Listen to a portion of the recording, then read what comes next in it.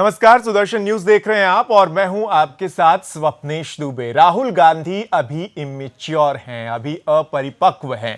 ये हम नहीं बल्कि पूर्व मुख्यमंत्री, दिल्ली की पूर्व मुख्यमंत्री शीला दीक्षित ने एक इंटरव्यू में कह दिया। वैसे तमाम मौकों पर अनेक कांग्रेसी नेताओं ने इस तरह से बात तो कही है, इनडायरेक्टली भी कहा है, लेकिन क्या इस बार राहुल गांधी को यह बात समझ में आएगी? क्या कांग्रेस को यह बात समझ में आएगी? इस पर हम चर्चा करेंगे, लेकिन इस रिपोर्ट में सबसे पहले देखते हैं कि शीला दीक्षित ने आखिर कहा क्या।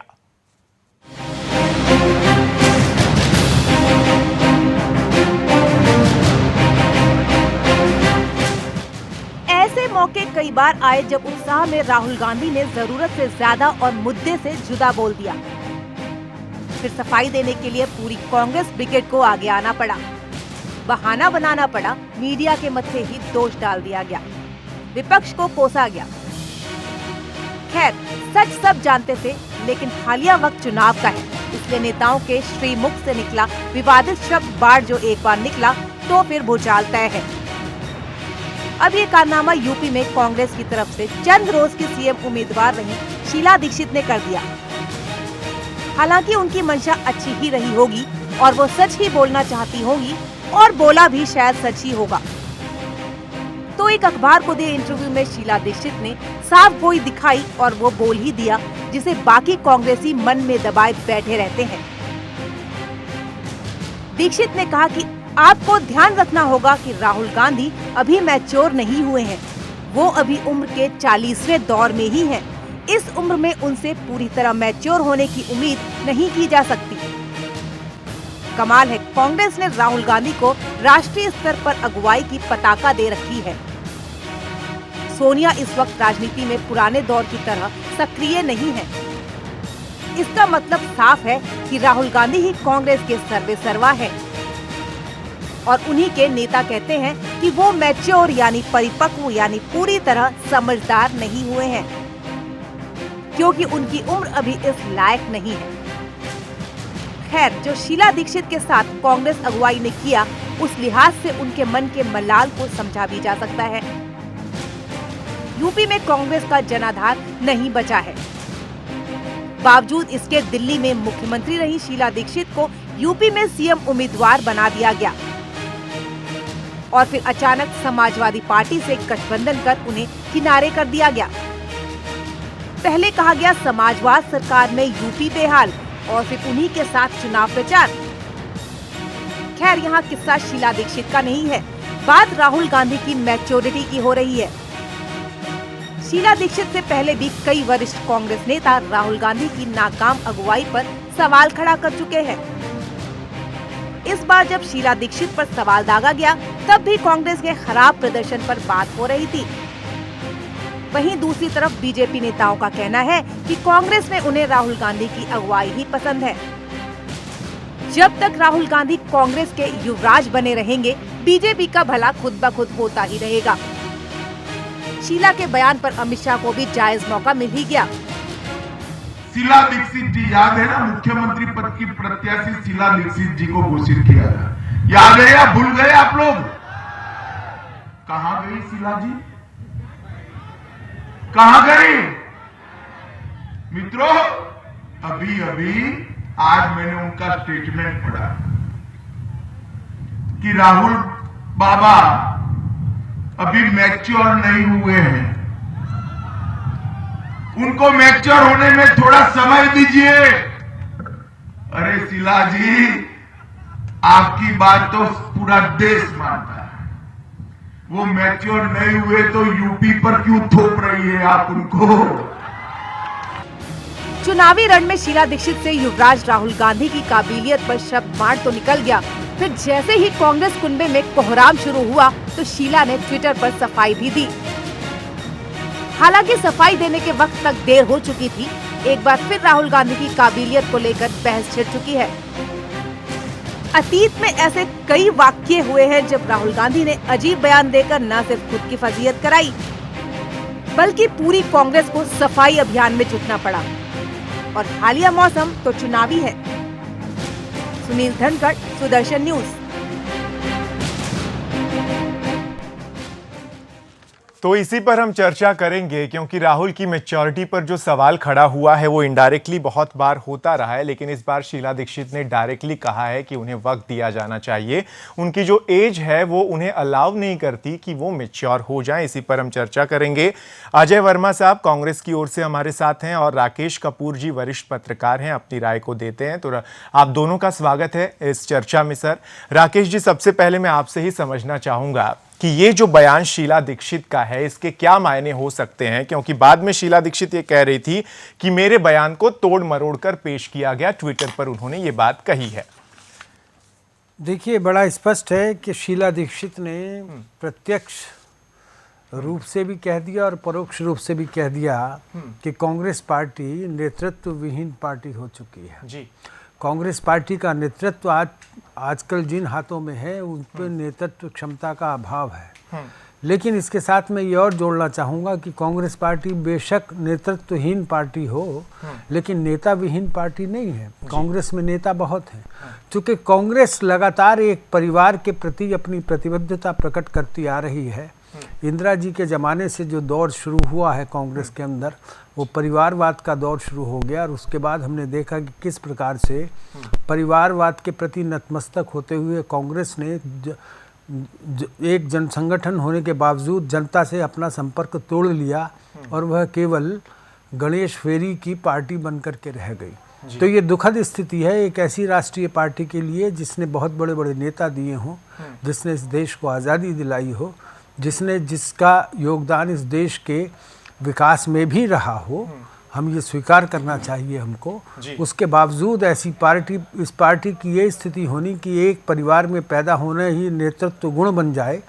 एक परिवार में जन्म लेने वाला व्यक्ति ही देश के शीर्षस्थ पद से लेकर के और पार्टी के शीर्षस्थ पद का पदाधिकारी बन जाए जन्म लेने के आधार पर, तो ये दुखद स्थिति होती है। लोकतंत्र में ऐसा चलता नहीं है। लोकतंत्र में राजतंत्र की पद्धति को जो भी पार्टियां लागू करती हैं अंततः उनका विनाश ही होता है। और उसी को लेकर शायद अब ये तमाम नेता जो बात कह रहे हैं वो शायद उसी को लेकर है, क्योंकि उन्हें कांग्रेस एक साइकोफेंट्स की पार्टी बन चुकी है। कांग्रेस में चाटुकारिता की सीमा के पार जाकर के चाटुकारिता होने लगी है। इसीलिए तो आप देखेंगे कांग्रेस में इतने बड़े बड़े नेता हैं, इसके बावजूद राहुल गांधी, जिन्हें अभी राजनीति का ABCD सीखना है, जिन्हें अभी राजनीति की ABCD सीखनी है, जिन्हें अभी राजनीति की ट्रिग्नोमेट्री से लेकर के और अलजबरा तक का ज्ञान ग्रहण करना है, उनको अब उनके आगे सब शीश नवाने लगे और कहने लगे कि यही हमारे नेता है। तो ये चाटुकारिता की सीमा है। अजय वर्मा साहब, मैं आपकी पहली प्रतिक्रिया चाहूंगा। शीला दीक्षित के बयान पर आप क्या कहना चाहेंगे, क्योंकि शीला दीक्षित के बयान पर तमाम प्रतिक्रियाएं अब तक आ चुकी हैं। राज बब्बर साहब ने कहा कि मुझे नहीं पता कि उन्होंने किस संदर्भ में कहा है, लेकिन राहुल गांधी तो मैच्योर हैं ही। देखिए, अभी किसी टीवी पे तो कोई इंटरव्यू है नहीं, और पेपर में अगर किसी ने कहा है या क्या है, राहुल गांधी जी मैच्योर लीडर हैं, कांग्रेस की बागडोर संभाले हुए हैं, इसमें कोई चाटुकारिता नहीं है या कि साहब एक ही गॉड गिफ्टेड मामले होते हैं। नेतृत्व का गुण अगर किसी को मिलता है तो ईश्वरीय शक्ति उसको प्रदान करती है। मेरे और आपके कहने से अब आडवाणी जी को गॉड गिफ्ट नहीं था, मोदी जी और अमित शाह की एक जोड़ी ने एक चक्रव्यूह बनाया और पूरा का पूरा बीजेपी उसमें समट के अब पूरा 3 साल का कार्यकाल मित्रों में और भाइयों बहनों में ख़त्म कर दिया। शीला दीक्षित विकास के नाम पर उनके पास कोई चीज़ें नहीं है, अपना करने के नाम पर मैं यही बता रहा हूँ, नहीं है। उदाहरण दे रहा हूँ आपको अभी जो कह रहे हैं। शीला जी हमारी मैच्योर लीडर हैं, 3 बार मुख्यमंत्री रही हैं दिल्ली जैसे, और दिल्ली देश का दिल माना जाता है। राहुल जी पूरे हिंदुस्तान में अपना दौरा करते हैं, चुनावों में नहीं, अपना दौरा करते हैं, अपने चुनावों में जाते हैं, देखते हैं, करते हैं। देखिए, 60 साल से तो कांग्रेस ही पार्टी या 70 साल से राज कर रही थी ना, तो और माफ़ करना और कोई पार्टी कर रही थी। हो सकता है कुछ लोगों ने मौका करा है कि 5 साल देखा जाए और जब पता चलेगा कि क्या है कैसे है, तो इसलिए ऐसी कोई चीज़ों को उस पर नहीं आधार बनाना चाहिए। लेकिन ये जो शीला दीक्षित ने कहा, सर इस पर कुछ तो कहिए ना।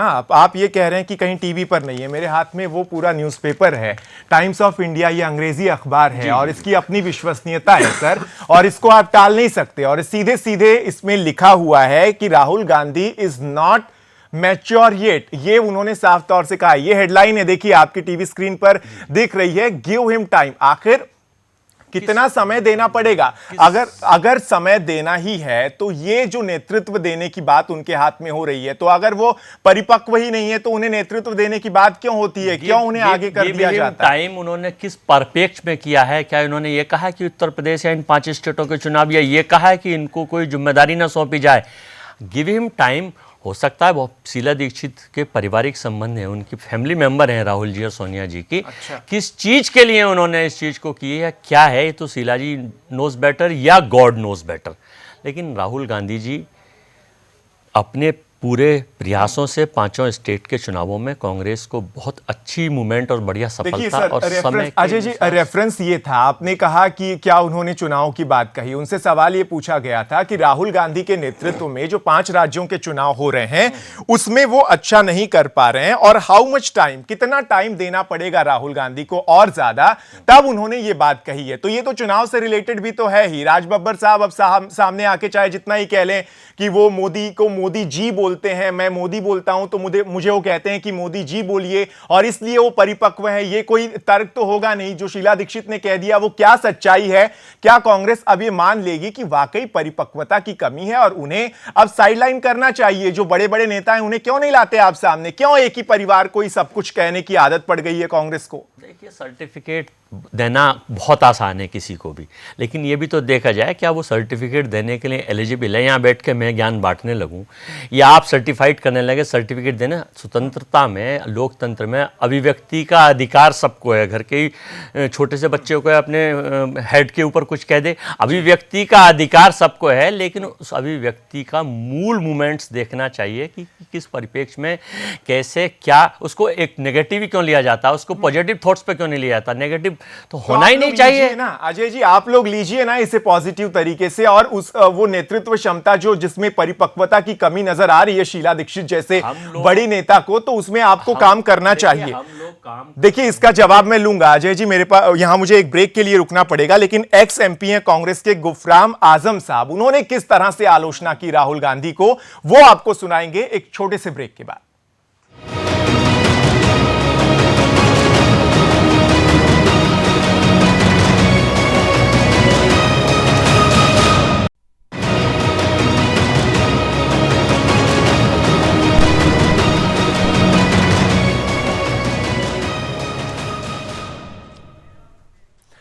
तो ब्रेक के बाद स्वागत है आपका।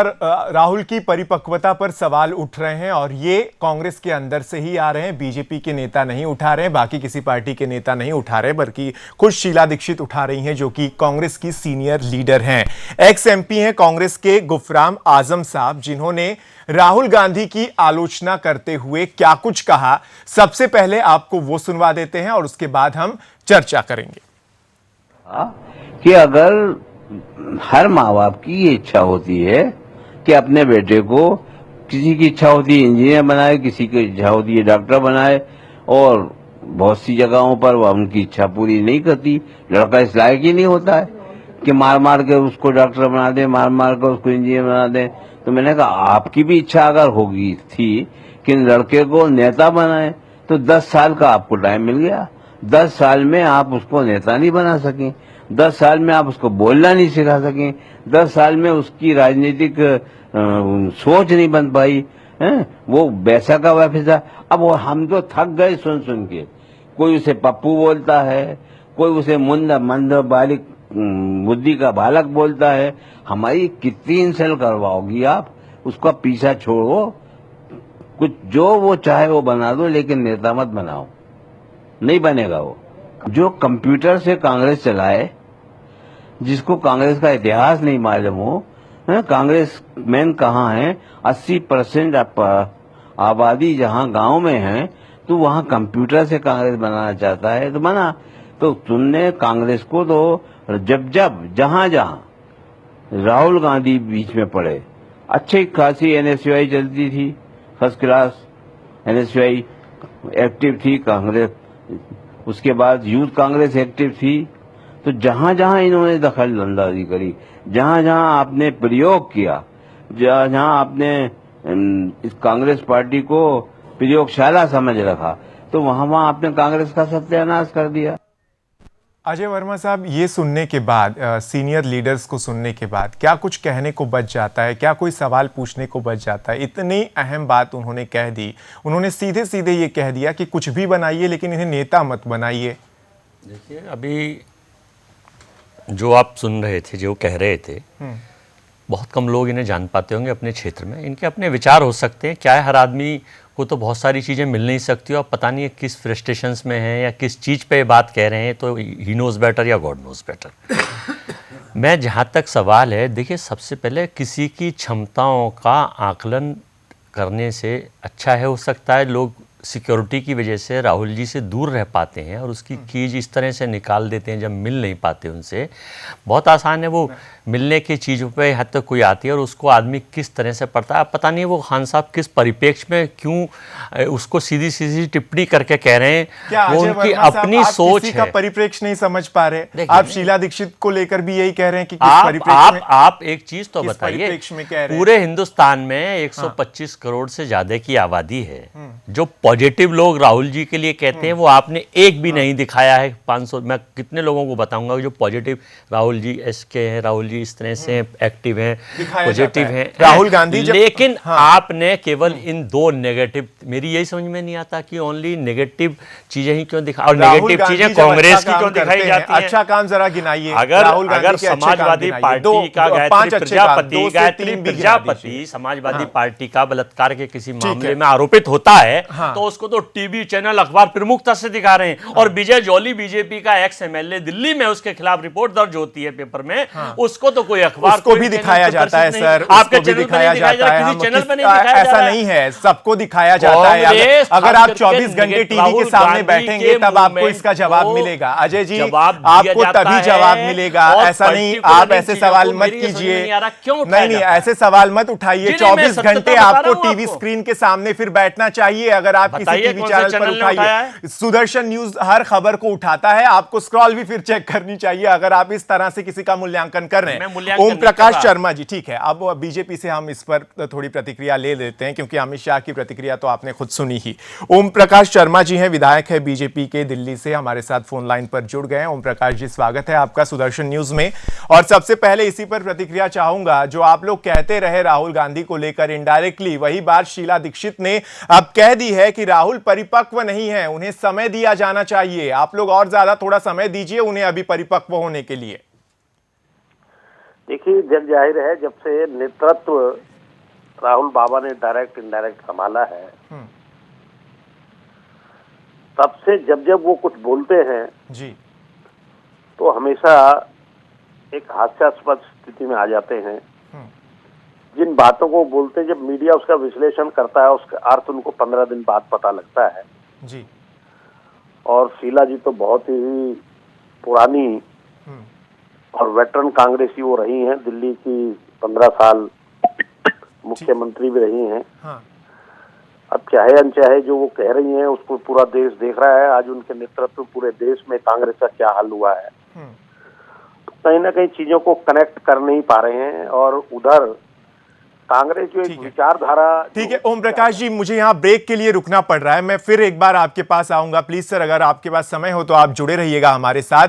लेकिन साफ तौर से हर ओर से यही प्रतिक्रिया आ रही है कि परिपक्वता की कमी है और ज्यादा अभी राहुल गांधी को मैच्योर होने की जरूरत है। लेकिन कितना और कितना समय लगेगा ये कोई नहीं जानता। एक छोटा सा ब्रेक, देखते रहिए सुदर्शन न्यूज।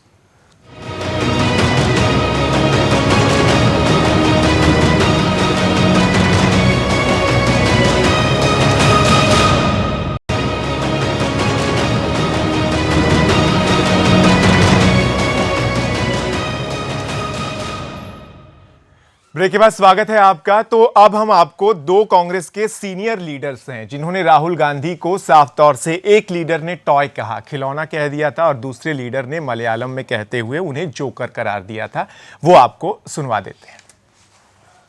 फेलियर है as a leader in Congress. उनके आपने खिलौना देखा है ना, कुछ खिलौने होते हैं इलेक्ट्रॉनिक, तो चाबी भर के जिस दिशा में मोड़ देते हैं उसी दिशा में चलता है वो।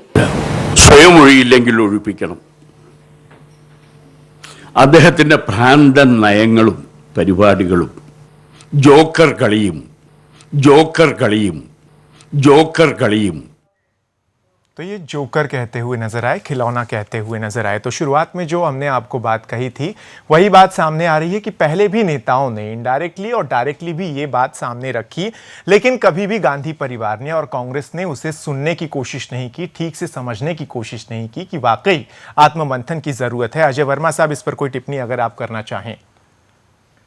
सबसे पहले तो मैं इस चैनल के माध्यम से आपके सारे स्टाफ को, चैनल को और देशवासियों को महाशिवरात्रि के इस पावन पर्व की हार्दिक बधाई देना चाहता हूं मेरी तरफ से। चलिए, मैं बहुत शुरू में रह गया की बात ही सही थी। और दूसरा मैं ये कहना चाह रहा हूं कि देखिए, एक मैंने अभी ये भी कहा था, आप लोग ये चीज़ें दिखा रहे हैं, बता रहे हैं पॉजिटिविटी। देखिए, अगर ऐसी कोई बात होती कि साहब एक ही परिवार और एक ही खानदान की चीज़ें हैं, तो मनमोहन सिंह देश के प्रधानमंत्री 10 साल रहे थे, मैडम लीडर थी, अध्यक्ष थी, राहुल जी एमपी भी थे, इवन मिनिस्टर भी उन्होंने मना कर दिया था कि कैबिनेट मिनिस्टर भी मुझे नहीं बनना, मैं अभी किसी मंत्रिमंडल में मैं 10 साल सारी चीज़ों को देखना चाहता हूँ, समझना चाहता हूँ, सीखना चाहता हूँ।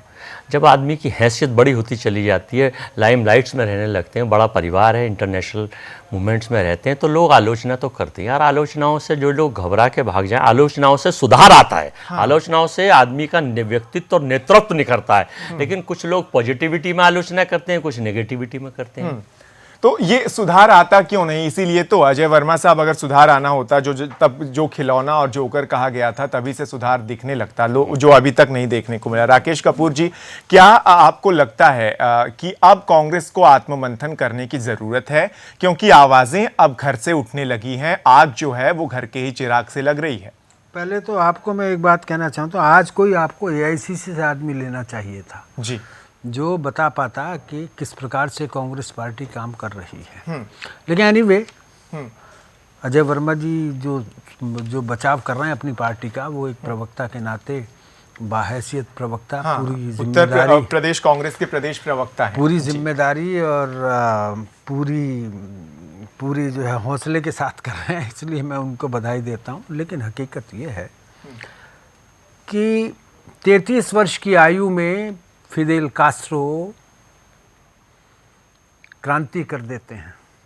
30 वर्ष की आयु में हमारा पड़ोसी देश है पाकिस्तान, वहाँ की बेनज़ीर भुट्टो प्राइम मिनिस्टर हो जाती हैं और सैनिक शासन के बाद वहाँ पर अधकचरी लोकतांत्रिक सरकार बनाती हैं। जी, हमारे पड़ोस में ही बांग्लादेश, शेख मुजीब की बेटी आज भी प्रधानमंत्री हैं, मुश्किल से 45 और 50 वर्ष की आयु के बीच में है। ठीक है। और भी नेता, ओबामा साहब 45 वर्ष के थे। हाँ। जब उन्होंने सत्ता संभाली। तो दुनिया का इतिहास भरा पड़ा है। राजनीतिज्ञ किसी फैक्ट्री में औजार लेकर के नहीं बनाए जाते हैं। ये दिमाग से बनते हैं, ये विचार से बनते हैं, ये सोच से बनते हैं। पंडित नेहरू की आयु ज़्यादा नहीं थी जब वो राष्ट्रीय आंदोलन में कूदे। नेताजी सुभाष चंद्र बोस की आयु अधिक नहीं थी जब उन्होंने महात्मा गांधी के नेतृत्व को चुनौती दे दी थी। हाँ। वो भी 40-42 वर्ष के थे। इतिहास भरा पड़ा है। लेकिन अब क्या कीजिए उसका, जिस आदमी में, जिस व्यक्ति में मादा ही ना हो, जज्बा ही ना हो। ठीक है। पूरी बात कहने दीजिए, आप जल्दबाजी की, आप कोई बहुत बड़ा काम नहीं कर रहे हैं। नहीं, असल में फोन लाइन पर जुड़े हैं। पूरी बात कहने दीजिए हमको। हाँ, वो कर लीजिएगा, आप कर लीजिएगा जी। जब किसी व्यक्ति में कोई जज्बा ही ना हो, हाँ, मादा ही ना हो नेता बनने का, तो आप जबरदस्ती उसे ठोक पीट करके नेता नहीं बना सकते। गुफरान आजम ने दिल की बात कह दी, उसके बाद कुछ कहने को बचता नहीं है।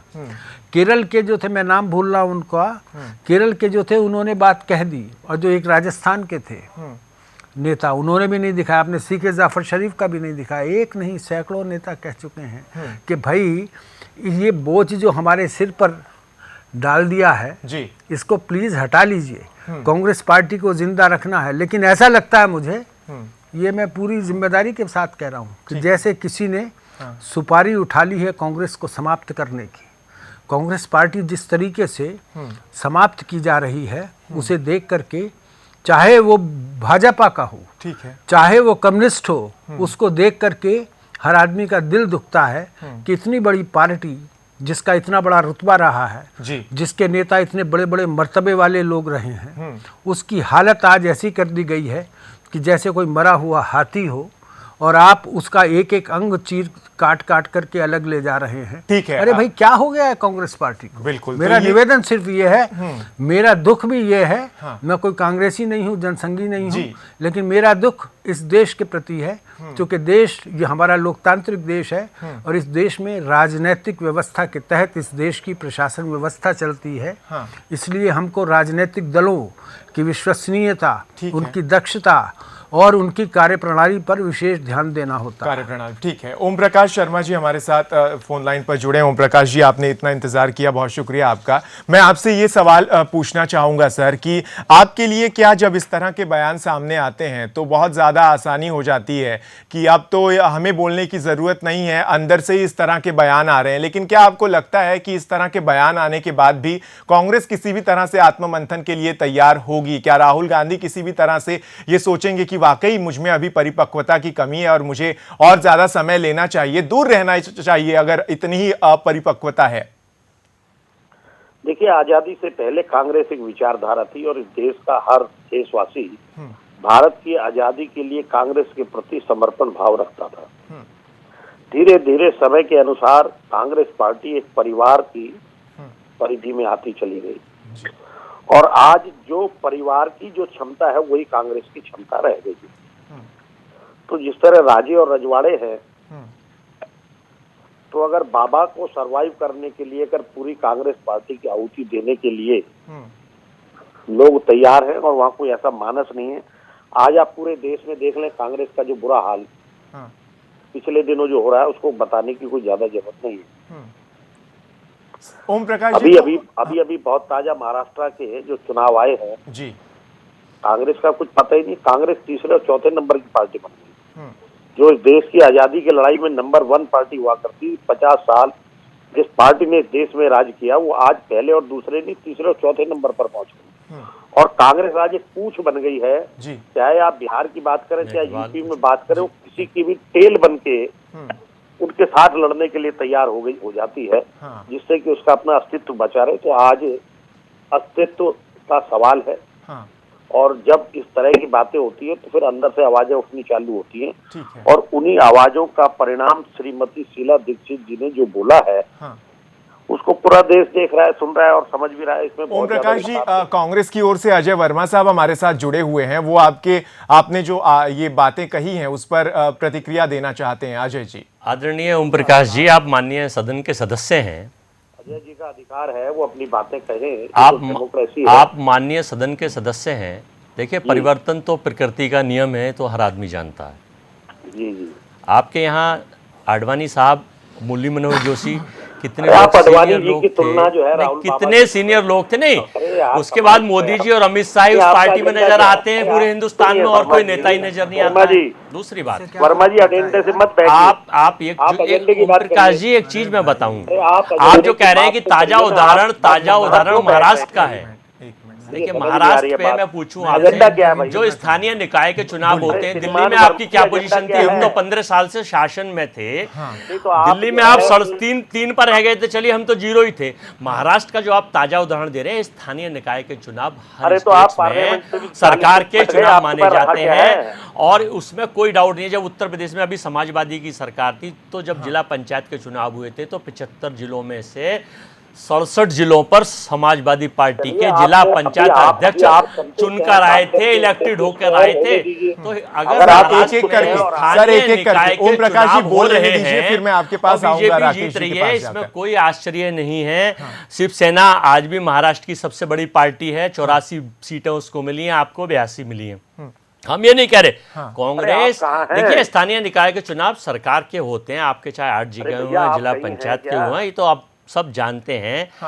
आप रहा सवाल आपका दिल्ली में आपका क्या था, अगर आप उसी पर जाएं तो ये मैंने आपसे कहा है, इसमें 1 मिनट आप दोनों रुक जाइए, चेंज हो सकता है। अजय जी, अभी आप 1 मिनट, राकेश कपूर जी कुछ इंटरवीन करना चाह रहे हैं, उसके बाद आप बोलिए। मैं ये कहना चाह रहा हूँ सिर्फ कि हमें तर्क करना चाहिए, कुतर्क नहीं। 1969 में जब कांग्रेस का पहली बार डिवीज़न हुआ तो कांग्रेस की नेता एकमात्र इंदिरा गांधी थी, आगे पीछे कुछ नहीं। सारे नेता संगठन कांग्रेस में चले गए थे, चाहे कामराज हो, चाहे निजलिंगप्पा हो, चाहे मोरारजी देसाई हो, चाहे अतुल्य घोष हो, चाहे वीपी नायक हो। 7 राज्यों के मुख्यमंत्री संगठन कांग्रेस में थे। तो हमें तर्क का सहारा लेना चाहिए, कुतर्क का कभी सहारा नहीं लेना चाहिए, क्योंकि जब सत्ता परिवर्तन होता है, जब पार्टी में नेतृत्व परिवर्तन होता है तो सारी चीज़ें उसी के अनुरूप होती हैं। लालकृष्ण आडवाणी हो या मुरली मनोहर जोशी हो या और भी कोई नेता हो, जब तक उनकी उपयोगिता पार्टी देखती है तब तक उनको पार्टी में रखा जाता है। उसके बाद उनको एक तरफ ये कह कर के खड़ा कर दिया जाता है कि अब आप यहाँ से मार्गदर्शन कीजिए। वही कार्य भाजपा ने किया है, कांग्रेस में भी ये हुआ है। इसलिए हमको इस प्रकार से इन चीज़ों को नहीं देखना चाहिए। देखना चाहिए तो ये कि आज का जो नेतृत्व है वो क्या काम कर रहा है। देखना चाहिए ये कि हमारा जो नेतृत्व है वो किन किन विसंगतियों से घिर चुका है। देखना चाहिए ये कि हमारा नेतृत्व क्यों नहीं जनता के मन में अपनी पैठ बना पा रहा है। आदरणीय कपूर साहब, आप पत्रकार हैं, हमारे बुजुर्ग हैं और चौथा स्तंभ माने जाते हैं। मैं ये कह रहा हूँ, राहुल जी की नेगेटिविटी की चर्चा आप कर रहे हैं सारे लोग।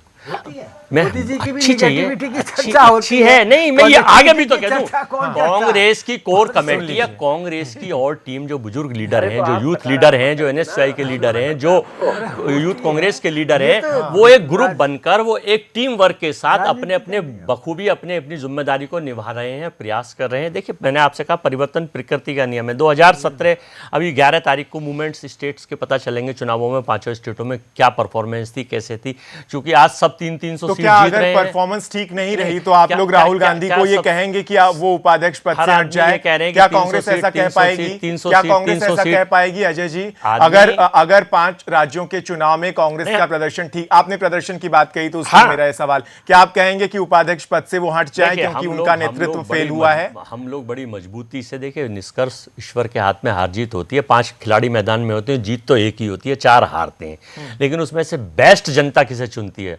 अभी आपने कहा एक लोकतंत्र का हिस्सा है, भारतीय जो है लोकतंत्र डेमोक्रेटिक कंट्री है हिंदुस्तान, वर्ल्ड की सबसे बड़ी, और यहाँ सिस्टम वही चला आता है, तानाशाही नहीं है। यहाँ मुसोलिन और हिटलर, नेपोलियन बोनापार्ट जैसे तानाशाही विदेशों में रहे हैं, यहाँ तो लोकतांत्रिक परिभाषा में चलती है, ऐसे ही यहाँ सारे बन जाते हैं। तो हम ये तो बोल रहे हैं सन 1975 में इस देश में भी इमरजेंसी लगी है जी, और उसकी जिम्मेदार भी कांग्रेस रही है।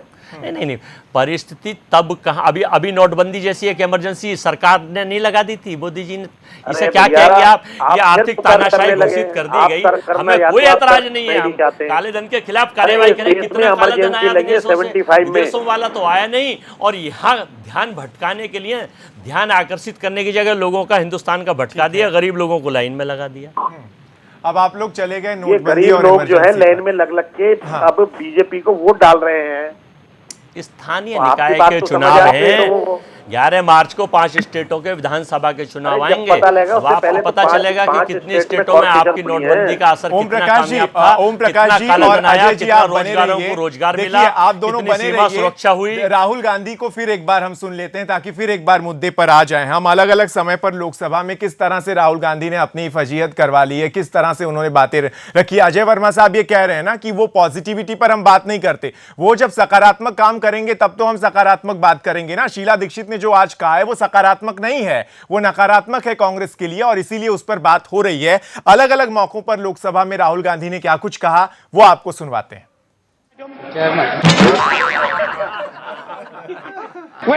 सॉरी चेयरमैन सर, प्रधानमंत्री यहां खड़े होते हैं, कहते हैं नरेगा जैसी बेकार योजना मैंने कभी नहीं देखी।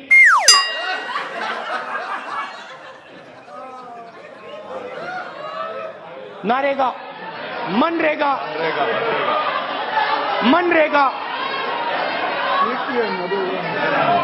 महात्मा गांधी योजना। कल मैंने आंख बंद करी, मैं सोच रहा था चिदम्बरम जी हैं।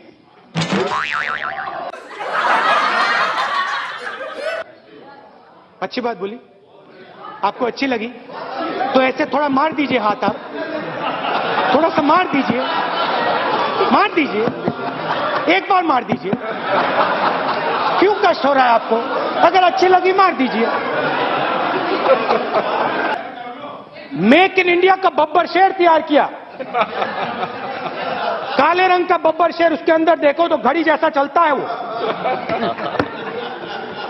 जहां देखो, इंटरनेट में देखो बब्बर शेर, टीवी में देखो बब्बर शेर, मोदी जी का भाषण सुनो बब्बर शेर, स्टेज जल जाता है बब्बर शेर। पहले पेट्रोल $130 प्रति बैरल हुआ करता था, आज 35 रुपए प्रति बैरल है। $35, सॉरी, गलती कर दी, सही बात है। परसों मैं भाषण सुन रहा था और मैं ऐसे हिला। अरुण जेटली ने यहां खुले हाउस में कहा कि भैया मोदी जी की फेयर एंड लवली योजना आई है। अरे बोलने दो भाई, बोलने दो। हमारे समय आ गए, नमस्कार। सुन के आए। आपने सुना नहीं? फेयर एंड लवली योजना के बारे में मैंने बोला, पूछ लेना आप इनसे।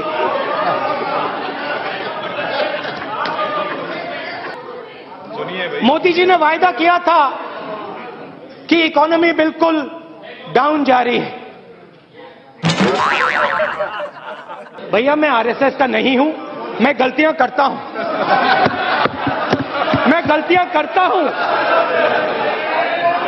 मैं आरएसएस, मैं आपका नहीं हूं, मैं सब कुछ जानता नहीं।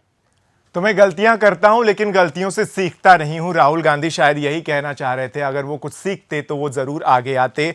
अजय वर्मा साहब, ये तो इसलिए था कि जनता को थोड़ा रिमाइंड हो जाए कि किस तरह से राहुल गांधी खुद की फजीयत एक तरह से करवा देते हैं। कई मुद्दों पर वो जिस तरह से बात करते हैं उसमें फजीयत हो जाती है, लेकिन आप लोग नहीं समझते। अभी भी आप इस तरह से सर हिला रहे हैं जैसे किसी भी तरह से वो सही ये बता रहा हूँ, ये आप मेरी समझने का प्रयास कर लीजिए। ये अभी 5वें चरण का चुनाव होना है, अमेठी का पर्टिकुलर।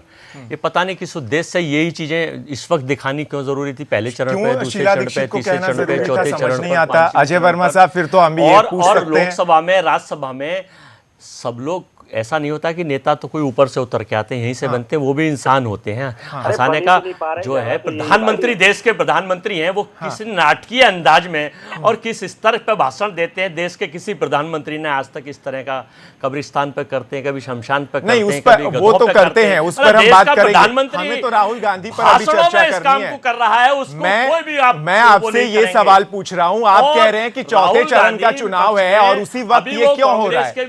आपने ये कहा ना अजय वर्मा साहब, आपने ये कहा ना अजय वर्मा साहब, एक मिनट सुन लीजिए सर, सुन लीजिए। नहीं, ऐसे नहीं, मुझे आप सवाल पूछने दीजिए। नहीं, मैं आपसे ये सवाल पूछ रहा हूँ कि नहीं, चौथे चरण को लेकर आपने जो बात कही, आपने ये कहा कि चौथे चरण के चुनाव के दौरान ही क्यों ये किया जा रहा है। तो क्या शीला दीक्षित आपके खिलाफ काम कर रही है? ये तो शीला दीक्षित ने बयान दिया, हम उनके बयान पर चर्चा कर रहे हैं। तो इसका मतलब ये हुआ कि शीला दीक्षित आपके खिलाफ काम कर रही है। वो जितने लोग मरते हैं वो नहीं दिखाते, आप इनके भाषणों के वंश नहीं दिखाते जो और सब चीजों पे होते हैं, सब दिखाया जाता है। आप किस पर आरोप लगा रहे हैं? सुदर्शन न्यूज पर आरोप लगा रहे हैं आप? क्या सुदर्शन न्यूज पर आरोप लगा रहे हैं? वो पूरी तरह से तथ्यहीन है, पूरी तरह से तथ्यों के सहित है कि अभी 5वें चरण के चुनाव, ऐसी चीजें आपको पहले दिखानी चाहिए थी, बाद में दिखानी चाहिए। वाह, मतलब कांग्रेस अब ये मतलब तय करने लगेगी कि ये पहले दिखाना चाहिए, बाद एडिटर ये नहीं, संपादक तो खत्म ही हो गए। इसका मतलब राकेश कपूर जी, आप ज्यादा। राहुल जी ने भाषण कब दिया है? राहुल या शीला जी ने ट्वीट कब किया है? क्या बहुत पहले किया था? कल ही तो किया है। प्रश्न ये है, देखिए सीधा सा प्रश्न ये है कि राजनीति कोई मदारी का खेल नहीं है। राजनीति को आप जिस स्तर पर इसको सहलाना चाहते हैं, जिस स्तर पर इसको ले जाना चाहते हैं, वो स्वयं राहुल गांधी और कांग्रेस को सोचना चाहिए कि स्तर क्या हो रहा है। मेरा निवेदन सिर्फ राहुल गांधी से ये रहा है, और भवानी प्रसाद मिश्र जो गांधीवादी कवि हुए हैं बहुत बड़े, उन्होंने एक कविता लिखी थी। मैं हमेशा से यही कहता हूँ महाशय श्री राहुल गांधी के लिए, कुछ लिख के सो, कुछ पढ़ के सो, तू जिस जगह जागा सवेरे उस जगह से बढ़ के सो। एक जिद को जगड़ कर ठेलते जाना और बिना समझे बिना बूझे खेलते जाना गलत है, बेसूद है। कुछ रच के सो, कुछ गढ़ के सो, तो जिस जगह जागा सवेरे उस जगह से बढ़ के सो। ठीक है, लास्ट मिनट है अजय जी, मैं आपकी आखिरी प्रतिक्रिया चाहूंगा कि क्या अब तो आत्ममंथन करेंगे राहुल गांधी? क्या उम्मीद की जा सकती है? जब शीला दीक्षित ये कह रही हैं कि अभी भी समय की जरूरत है, तो क्यों ना वो दूर हो जाएं राजनीति से और मैच्योर होकर आएं? शीला जी का जो ट्वीट है उसको हाईलाइट आप नहीं कर रहे हैं। मतलब आप एक अखबार वाली चीजें जो दिखाएं, अच्छी हाईलाइट चीजें की हैं, थी, मैं अभी कहता तो हूं टीवी स्क्रीन पर चली आप थी। उस पे भी तो दिखाइए कि उन्होंने फिर शीला जी ने क्या तोड़ कैसे मरोड़ कर कहा। उन्होंने कहा कि पेश किया गया है, हम इंटरप्रिटेशन गलत राहुल किया जी गया है, लेकिन जो अखबार है वो तो तैयारी झूठ नहीं से बोलता लगे ना हुए सर। हैं और हम लोग 2019 के मूवमेंट्स के लिए लगे हुए हैं और उसमें जो कोई चीज़ें समझ में आती हैं, देखना सीखना तो बच्चे से भी बहुत, कोई छोटा आदमी क्या उससे भी कोई बड़ा क्या, सीख तो हर वक्त हर एक आदमी से ले लेनी चाहिए लोकतांत्रिक कंट्रियों में, उसमें कोई डाउट नहीं है, किसी को नहीं करना चाहिए, चाहे छोटा नेता सर हो आखिरी या कमेंट में बड़ा आप ओम नेता हो, प्रकाश जी से एक मिनट, छोटा ओम प्रकाश जी पत्रकार आखिरी हो या कमेंट मैं बड़ा आपका पत्रकार चाहूंगा, हो, मेरे छोटा पास सर चैनल हो या वक्त कम बड़ा है। चैनल एक मिनट ओम प्रकाश जी। सीख तो कहीं से कभी भी ली जा सकती है। बूढ़ा तोता पढ़ता नहीं है हाँ और बाबा हमेशा बाबा ही रहेगा। जी, अब ये उम्र ऐसी नहीं है कि इसमें कुछ ज्यादा बदलाव आने की संभावना है, अच्छा लेकिन पूरी कांग्रेस, जब तक कांग्रेस खत्म न हो जाए तब तक अगर आत्म मंथन के लिए तैयार नहीं है हाँ तो फिर अपने पैरों पे कुल्हाड़ी कुल्हाड़ी मार मार रहे हैं। बहुत शुक्रिया ओम प्रकाश जी हमारे साथ फोन लाइन पर इतनी देर तक बने रहने के लिए। अजय जी आपका भी और राकेश जी आपका भी बहुत शुक्रिया हमारे साथ इस चर्चा में आने के लिए। लेकिन कांग्रेस को आत्ममंथन की जरूरत जरूर अब महसूस करनी चाहिए, खासकर राहुल गांधी को, जब इतनी बड़ी लीडर ये कह रही हैं कि साफ तौर से उनमें मैच्योरिटी अब भी नहीं है जब वो 43 साल के हैं। दीजिए इजाजत, जय हिंद।